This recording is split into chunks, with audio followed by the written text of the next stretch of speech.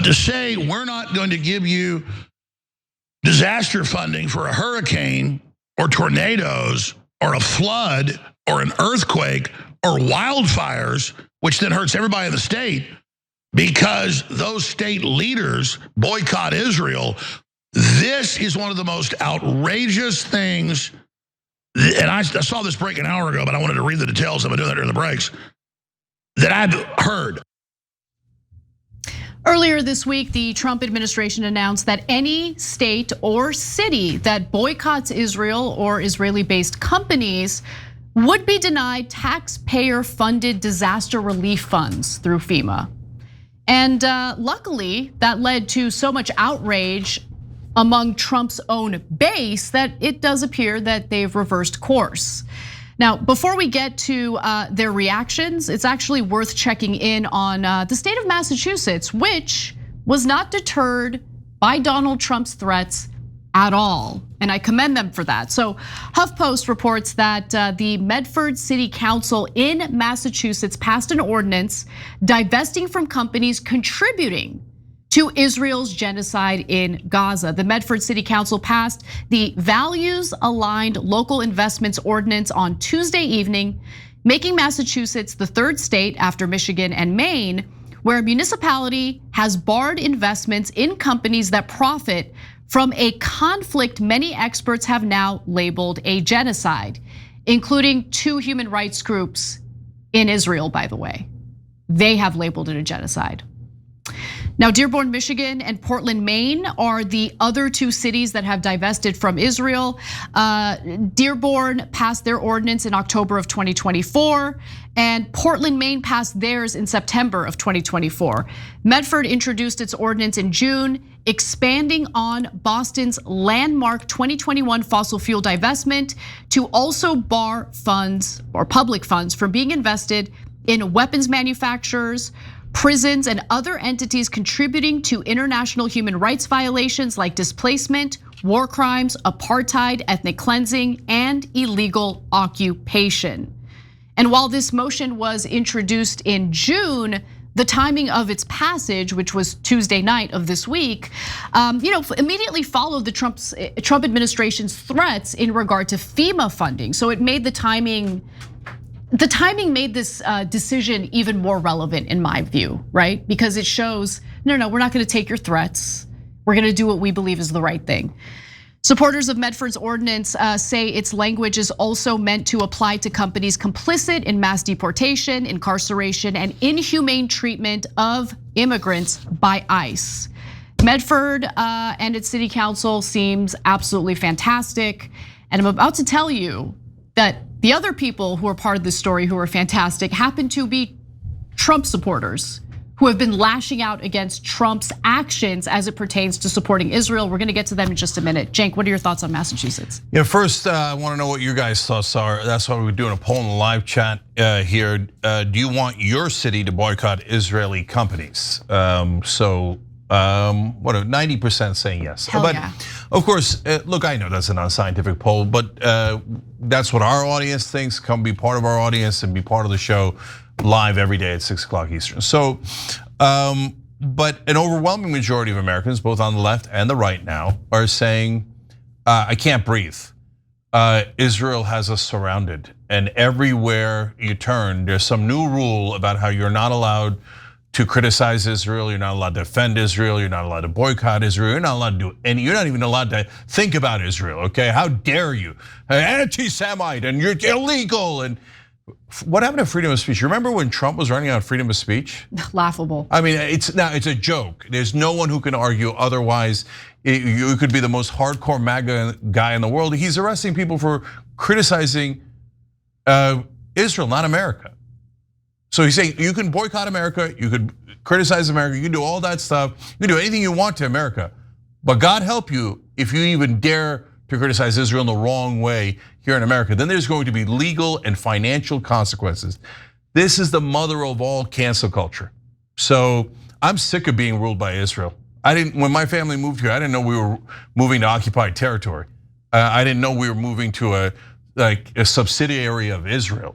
And so look, the mainstream media liars can you guys are all bow down to Israel, bow down to Israel. We're not gonna bow down. We're not bowing down. The right's not bowing down, the left's not bowing down. And soon you're gonna have a goddamn revolt on your hands. I don't mean physical or violent. I mean massive political revolts. We should vote out everyone who takes $1 from AIPAC or any Israeli lobby, because they don't serve us. They're traitors who serve Israel.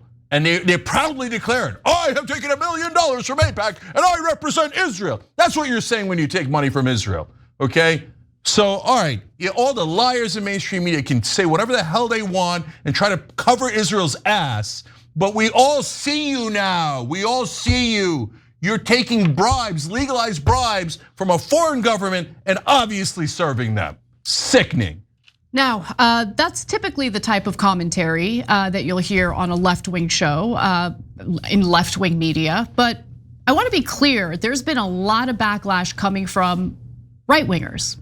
Candace Owens actually happens to be one of the most vocal individuals pushing back against the Trump administration. In fact, she no longer supports Trump. And she posted in response to this thread about FEMA funds, denying Americans who won't support the genocide being conducted by your friends. Trump has fully betrayed America for Netanyahu, and if you cannot see that now, you are completely blind. Best $100 million Miriam Adelson ever spent. I can disagree with a million things Candace Owens says, and I do. But that's 100% right. Yep. And if you say, oh no, I'd like to cancel Candace Owens, I don't care if she's right.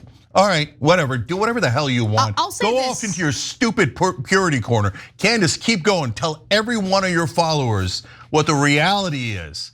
That this is occupied territory now. We're all Palestinians. Well, she went even further. And I thought this video and commentary was powerful, to say the least. Let's take a look. Trump is very clearly high on Israel. This has like now become a drug that's ruining his life and it's ruining his legacy. And it just seems that he can't do anything. It's rendered him completely impotent. Israel has rendered him impotent, as it has done many of our politicians. But this is definitively a bridge too far. People are referring to this as treason, and that would, I think, be the accurate term to describe what is happening here. You could say, I wanna boycott cereal, right? I've decided that I don't like Kellogg's, and so I'm going to boycott Kellogg's, and I'm going to tell other people that they should. But that is your right as an American, if that's what you want to do, okay? Now, all of a sudden, Trump is taking the position, the extraordinary position, that actually it's not your right to do that when it comes to Israel. Of course, you could, if you want today, boycott American companies. You could say, I don't want to support American companies. There would be no problem. But Israel, yeah, no, they're coming in now. They're saying you can't do that. Why is that? Because America is not a sovereign nation. And if you are under any illusions that America is a sovereign nation, you need to wake up. Where's the lie? Yeah. Every single word she said in that video is correct. Matt Walsh even weighed in on this real quick. Can I just say real quick? Yeah, go ahead. Yeah, I mean, look, they shot up Bud Light because they had one trans person on one can, right? So they smash Keurig, they burn Nikes, etc. You're allowed to do that. Okay, we could agree or disagree. Right wing can do that. The left wing can protest Chick-fil-A. We could do it, like protest any American company. She's 100% right. There's no way to dispute that. But when it's an Israeli company, they're like, "How dare you? Don't you know who's your boss?"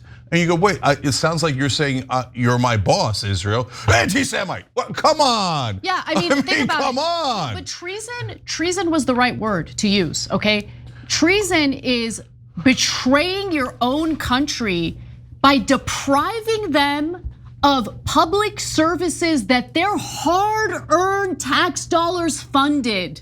Understand that, okay? In the middle of a natural disaster, when people desperately need aid from the federal government, what is the whole point of the federal government? Really, like this is a philosophical question that gets asked, especially if you're like, getting an education in political science or whatever it is. What's the point of government? The one thing that everyone seems to agree on, regardless of their political identity, is that the government's main job is to protect its people. So the idea that the government would turn its back on the American people at a time of a crisis because our president didn't like that we hurt the feelings of a foreign country? And their companies. And their companies? If you don't buy from Israeli companies, we're gonna let you die in hurricanes. That's the current situation we're in. Yeah. And the lunatics on cable news go, Israel's the victim. It's pathetic. Come on. Come on, how much are you gonna lie to us? So others waited. And by the way, this is all in the middle of Israel committing a genocide. Exactly. And now proudly declaring that they're going to steal all of Gaza and ethnically cleanse 2 million Palestinians. And they're like, you better not complain about a genocide. This is like in the middle of the Holocaust saying you won't get any relief in America unless you agree to buy from German companies in the middle of the Holocaust. I would hope that you would have been outraged out of your mind about that. And you should be just as outraged right now. And we all are, except for the goddamn politicians and media in Washington and New York. They're all betraying us. Matt Walsh even weighed on this, saying there's just no way to reasonably claim that this qualifies as America first. Obviously. And as you heard from the initial video that we showed you at the top of the story, Alex Jones is another one who criticized the Trump administration over this. Now, hours after Reuters made their initial report about how DHS was going to deprive cities and states of disaster relief funding if they had boycotted Israel or Israeli-based companies, they reversed course, writing this. There is no FEMA requirement tied to Israel in any current NOFO, meaning notice. No states have lost funding and no new conditions have been imposed. FEMA grants remain governed by existing law and policy and not political litmus tests. DHS will enforce all anti-discrimination laws and policies, including as it relates to the BDS movement, which is expressly grounded in anti-Semitism. Shut up. It's No, it's not. Okay, so when they boycotted Bud Light, does that mean that these conservative Americans were treasonous? Were they anti-American? No, they're not anti-American. They have their own political views. They didn't like that Bud Light wanted to celebrate a transgender TikTok creator, and they had a total meltdown over it. It's their right to have a meltdown over it. Doesn't mean they're anti-American. Just like it's not discriminatory or anti-Semitic to have a problem with Israel carrying out genocide, as they're doing right now. And disgusting Israeli companies that are actively aiding and abetting a genocide. Yeah. Oh, we're forced to buy from genocidal supporting companies? We're forced to buy from them. So, but look guys, there's something important in there.